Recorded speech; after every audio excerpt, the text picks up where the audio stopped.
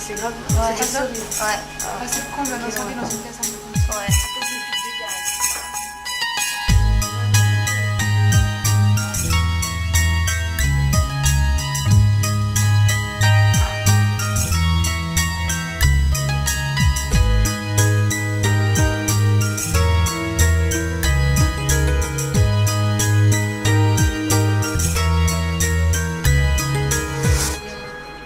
Tu vois bien que ça peut pas coller quand même. La ville et son attachement de personnes, c'est vraiment pas un endroit grave. Moi je te dis que tu te trompes. Qu'est-ce qu'on ferait à la campagne? Y a personne et on est éloigné des gens. Je suis pas d'accord, se rapprocher de la ville, se rapprocher des dangers. Tiens par exemple cet appartement là près la caserne des pompiers. Oh, qu'est-ce que tu lui reproches? Réfléchis. Un soir, un des camions de pompiers a une avarie. Rien de grave, juste une petite fuite d'essence qui est vite colmatée. Mais cette essence qui s'est répandue sur le sol, il faut la nettoyer. Alors un pompier fait comme tout le monde, il prend un chiffon et il essuie. Imaginons qu'à ce moment-là, une alerte survienne. Les pompiers enfilent leur équipement pas de course et prennent un camion. Un peu pressé, ils frottent contre la grille métallique, créent une étincelle qui enflamme le chiffon imbibé d'essence. Et là, la caserne s'enflamme. Merci. On fume pas. Ça ira. Merci. Bon, on en parle dans les journaux parce que forcément une caserne de pompiers qui prend feu, c'est assez louche.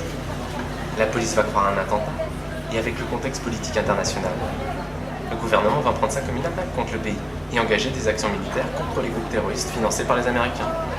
Tu connais les Américains? Ils répliquent et avec l'engrenage diplomatique, une guerre se prépare. Ils répliquent avec une bombe atomique. Et devine-nous, sur la caserne, parce que notre caserne qui a pris feu, elle va avoir un intérêt particulier vu que les groupes terroristes l'ont attaqué. Tu voudrais te prendre une bombe atomique sur la tête? Bon, admettons. Mais toi, cette maison à la campagne, ça t'intéresse tant. L'endroit n'est pas non plus sans danger. Imagine, un mec se paume dans cette campagne et il tombe sur notre maison. Il nous demande de téléphoner, nous on le laisse entrer, ce qui est naturel. On lui indique qu'on se trouve au téléphone, mais 10 minutes plus tard, on n'a toujours pas revu l'homme. On s'inquiète, on le cherche, et là on se rend compte que notre gamin n'est plus là. Cette femme qui voulait téléphoner était en fait un pédophile, kidnappeur d'enfants. Comme tous nos parents, on s'inquiète, on s'affole, on appelle la police, les recherches traînent et on placarde la photo de notre gamin à travers le pays. Un an plus tard, on retrouve le pied dans un fossé. T'aimerais devenir célèbre grâce à un fait divers, toi? Parce qu'on voit pas du tout.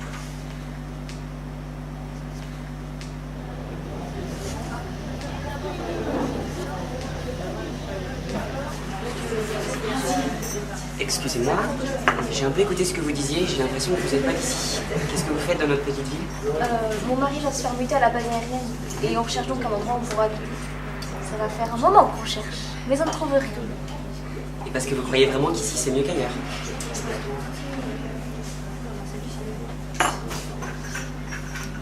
Cette femme qui voulait téléphoner était en fait un pédophile, kidnappeur d'enfants. Bonjour. Et on placarde la photo de notre gamin à travers le pays. Un an plus tard, on trouve le pied. Et là, la caserne s'enflamme. La caserne de pompiers qui a flambé. Et parce que vous croyez vraiment qu'ici c'est mieux qu'ailleurs? Parce que vous croyez vraiment qu'ici c'est mieux qu'ailleurs? Qu'ici c'est mieux qu'ailleurs?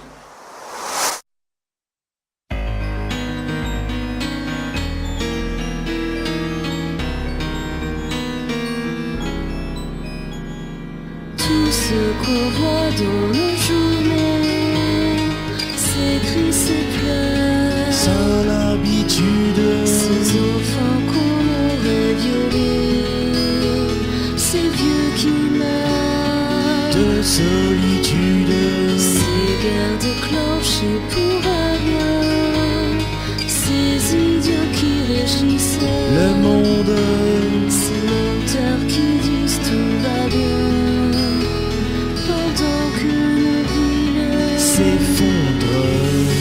Alors on vit avec nos peurs, celles qu'on lit dans les journaux, qu'on nous rappelle à toute heure. On rêve d'un endroit plus beau.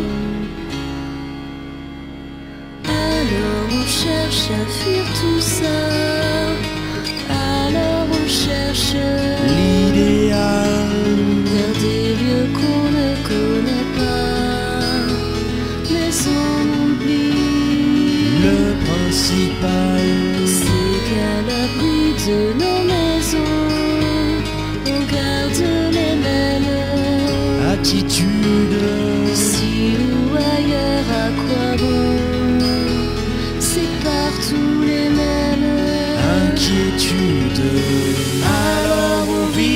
nos peurs, celles qu'on lit dans les journaux, qu'on nous rappelle à toute heure. On rêve d'un endroit plus beau.